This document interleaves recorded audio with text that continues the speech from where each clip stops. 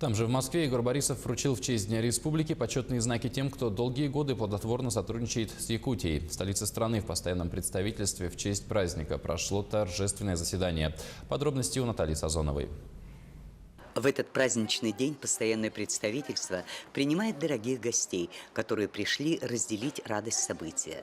22 апреля 1922 года была образована Якутская автономная Советская Социалистическая Республика. У истоков стояли лучшие сыны народа Саха.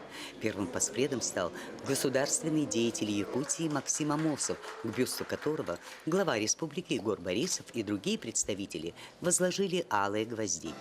В зале официальные лица Республики Саха-Якутия, герои труда Российской Федерации, представители Совета Федерации, правительства Москвы, постпреды Дальневосточного федерального округа и многочисленные земляки. Якутия на протяжении многих лет является важным стратегическим партнером Москвы в различных направлениях экономики и социальной сферы.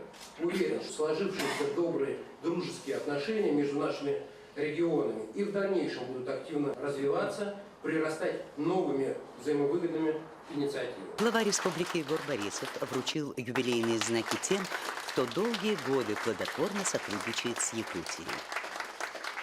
Этот праздник будет всегда иметь свое продолжение, свою историю, потому что Якутия имеет очень много потенциала, ресурсов, не только в плане материальном, но и духовном, и во всем остальном, философском и интеллектуальном. Я думаю, что будущее у нас более уверенное в наших руках. Если мы будем чувствовать себя объединенно, если мы будем чувствовать себя подчиненным одним и тем же целям и задачам, то всегда у нас будет успех. В торжественном заседании принимала участие делегация из Чорокчинского улуса, ведь нынешний День Республики посвящен 125-летию со дня рождения их земляка, видного политического деятеля Ивана Винокурова. Сегодня мы утром сходили на Новодевичье кладбище, где захоронен Иван Николаевич. Там все делегации посетили и привезли родную землю с родного наследия.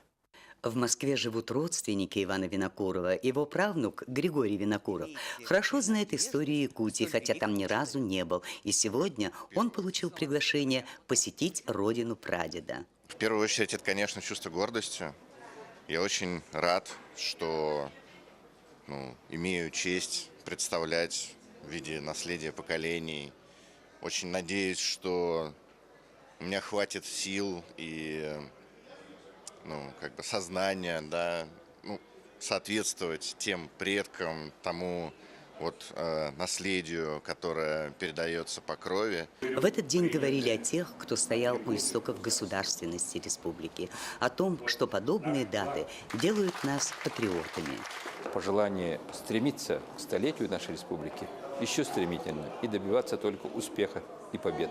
И все, которые отмечали, вчерашняя удивительная победа в 40-м кинофестивале является подарком, таким фундаментом этих открытий и этих успешных, победных шествий вперед, только вперед, к юбилею нашей республики. Я очень рад, что праздник получился искренний, радостный, просто чудесный. Наталья Сазонова, Михаил Кулаков, Москва.